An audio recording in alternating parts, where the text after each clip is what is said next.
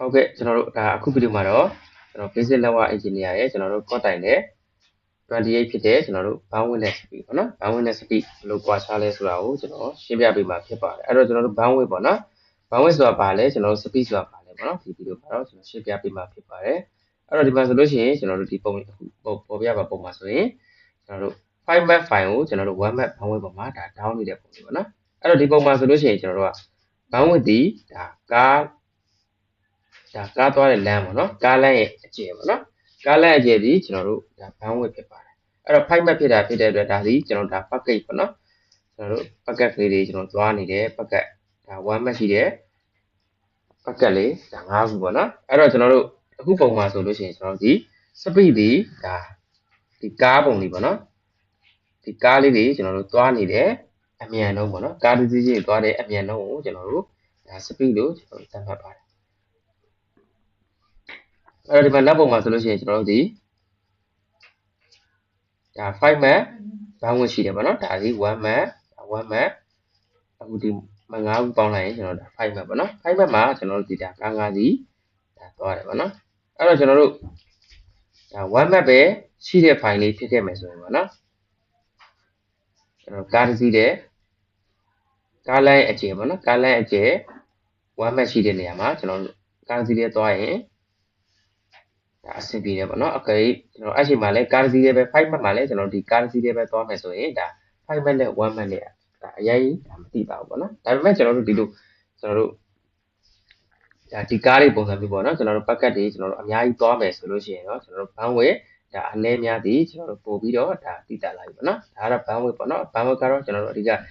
များလေကောင်းလေပေါ့နော် speed ကလည်းဒါမြန်လေကောင်းလေပါဒါပေမဲ့ကျွန်တော် bandwidth ဒီကျွန်တော်တို့ကကားလိုင်းအကျယ်ပေါ့နော်ကားလိုင်းအကျယ်ကျွန်တော်တို့ speed ဒီကားတစ်စီးချင်းဒီမှာသွားနေတယ်ကျွန်တော်တို့အမြန်နှုန်းကိုကျွန်တော်တို့ဆိုလိုချင်းဖြစ်ပါတယ်အဲ့တော့ကျွန်တော်အောက်ပုံလေးမှာကျွန်တော်တို့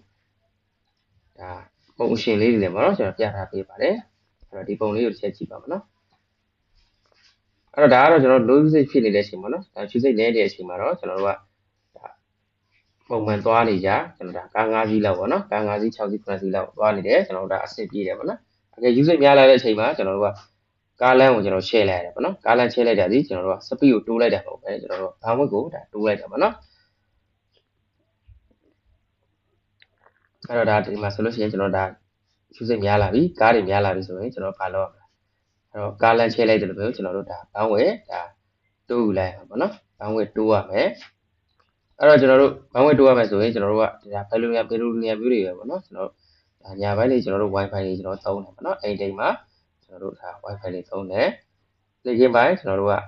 လူနေတဲ့အချိန်မျိုးပေါ့နော်လူနေတဲ့အချိန်မျိုးမှာကျွန်တော်တို့ဝယ်ထားတဲ့ဒါ bandwidth ပေါ့နော်ကျွန်တော်တို့ဒါ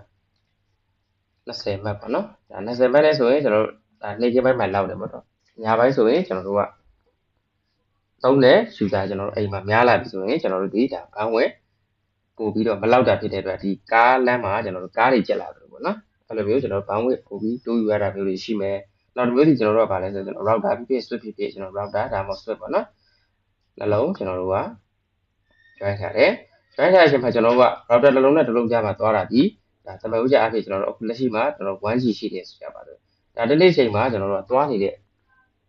ကျွန်တော်တို့ packet တွေဒီကျွန်တော်တို့ packet ကကျွန်တော် 1G တက်ပို့ပြီးတော့ကျွန်တော်ပို့များလာမယ်ပေါ့နော်ပိုများလာမှာဆိုလို့ရှိရင်ကျွန်တော်ဒီနောက်ထပ်ကျွန်တော်တို့ကဒါ 1G နောက်တစ်လင်းထပ်ဆွဲပြီးတော့ကျွန်တော်